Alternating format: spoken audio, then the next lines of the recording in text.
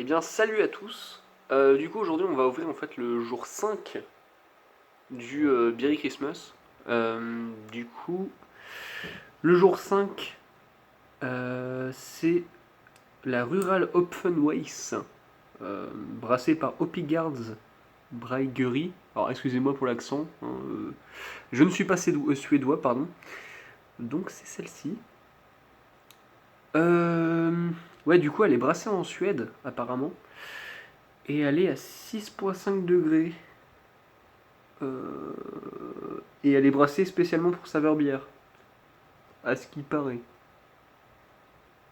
En tout cas, c'est ce qui est écrit. Donc moi, je répète bêtement ce qui est écrit. Donc c'est parti pour l'ouverture. Oh merde. Ah, j'aime pas, j'ai cassé mon truc. Hé hé, ça tient. Voilà, si vous saviez pas, au moins maintenant vous le savez. Euh, du coup, en fait, il y a eu... bon, je la verse carrément. Il y a eu d'autres jours, bien sûr. Le 1, 2, 3, 4. Mais je les ai pas filmés, en fait. Euh, Enfin, si, je les avais mis sur mon Snap. Et du coup, ma chaîne vient d'être créée. Parce qu'on m'a dit qu'il fallait que je le fasse sur Snap. Par contre, elle mousse beaucoup, hein. Et déjà, rien que de vue, elle est belle. Enfin, je trouve ça plus beau que ce que j'ai pu voir auparavant. Alors, en fait, je me suis un peu renseigné. Bon, tant pis, je vais pas tout verser maintenant parce que sinon c'est chiant. Je me suis un peu renseigné. En fait, cette bière-là, du coup, elle est suédoise, mais elle était brassée pareil qu'une IPA. Donc, c'est pour ça que je crois que déjà à l'odeur, en fait, on retrouve des odeurs de. Comment dire ça? Bah, de IPA en fait. Ça sent l'amertume, en même temps, ça sent les fruits, je trouve, un peu. Après, je sais pas. Je sais que là, par exemple, je suis enrhumé à moitié, donc je peux pas vous dire exactement. Mais moi, en tout cas, je sens les fruits, donc c'est déjà ça. Et, euh, et puis voilà quoi. Bon, on va goûter.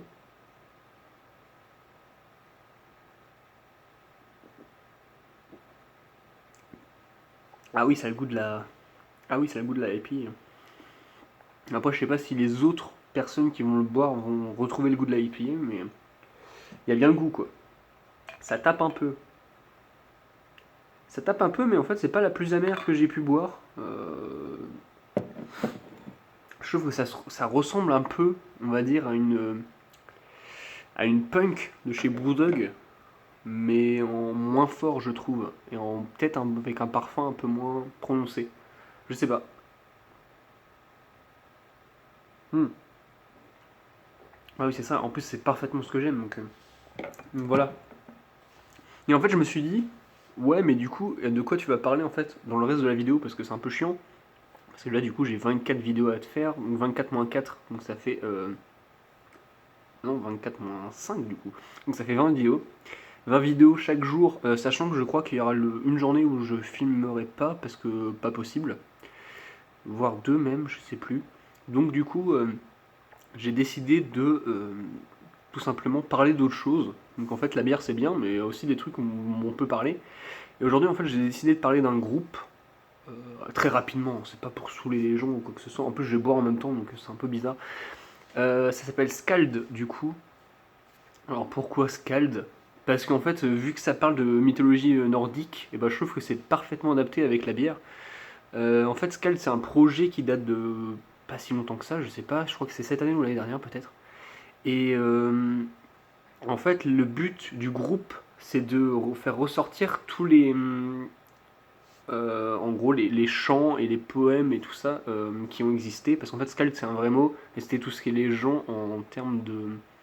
Dans les pays nordiques surtout, qui racontaient des histoires, qui passaient par la musique en fait pour captiver les gens et pour en même temps leur raconter des histoires de voyage et tout ça. Et en fait, ouais, il y a un groupe là actuellement qui est en train de créer ça. Et par exemple, il passe au Hellfest cette année. Je crois que c'est sur, je sais plus, Temple peut-être. Et ça va passer le samedi. Ça se trouve, je me trompe totalement et là du coup ça va être magique. Mais je crois que c'est ça, hein. Et, et puis voilà, donc en fait je vous conseille fortement de le regarder. Ça vaut vraiment le coup. Enfin d'écouter plutôt. Ça vaut vraiment le coup. Et puis, Je vais peut-être pouvoir mettre un extrait, je suis pas sûr parce qu'en vrai YouTube est tellement chiant à ce niveau-là que ça se trouve ça va être censuré. Au pire, je vais faire deux vidéos, je pense, une vidéo avec son et une autre sans son et on verra bien.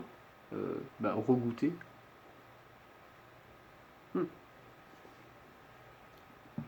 Elle vaut le coup. Elle vaut vraiment le coup. Et, euh, et puis voilà. Donc ouais, Scald. Ce serait plutôt mon truc coup de cœur en ce moment en fait. Ça envoie bien. Sans être bourrin en fait. C'est vraiment du chant. Bah, de toute façon, vous pourrez l'écouter donc vous verrez bien. Et puis voilà quoi.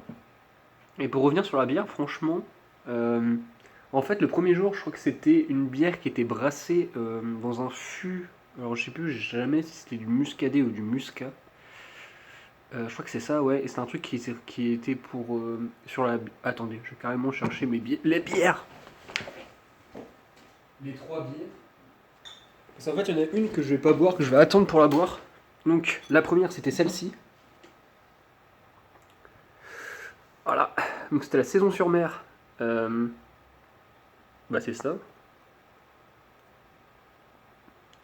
Ah non, en fût de Moscatel, pardon. Et donc c'est brassé au Portugal apparemment. Donc c'était une bière portugaise. Et moi ce que je préfère en fait des fois c'est le design vraiment de la bière en fait. Plus que des fois le goût. C'est vraiment l'image qui est derrière qui est assez ouf. Donc voilà.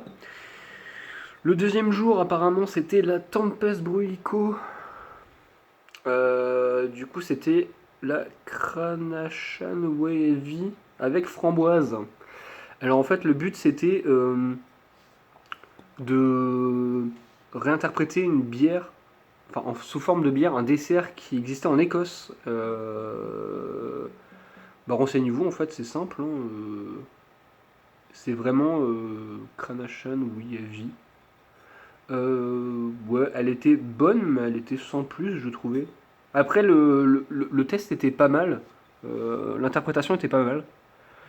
Du coup, la troisième, il me semble que c'est une à la mangue. Ouais, c'est à la mangue et c'est une brésilienne. Après, il y avait la quatrième. Donc, c'était la Ringside Red de Boxing Cat. Une bière chinoise. Et en fait, dans l'ordre, si j'aurais classé dans l'ordre, pour les notes là actuellement, du coup, la quatrième, enfin la troisième, j'ai pas pu la tester. Donc, je sais pas. Je mettrai pas de notes. Du coup, la première, franchement, je mettrais un 6 ou un 7. On va dire un 6,5. La deuxième, je mettrais un 6. Et du coup, la quatrième, je mettrais un 4. Ce que j'ai mis en tout cas sur Snapchat. Et celle-ci, en tout cas, par contre, celle de la journée, franchement, ça vaut au moins un 7. Au moins un 7. En fait, là, je suis peut-être assez méchant, mais c'est juste que je me dis, il y a peut-être une bière qui va vraiment être le déclic. Et donc, autant garder les grosses notes pour plus tard.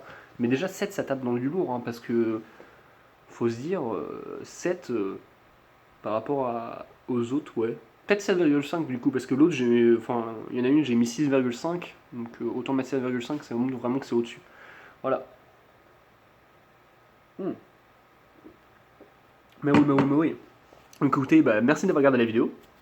Et puis, rendez-vous demain pour la suite, pour le jour 6. Merci à tous, au revoir.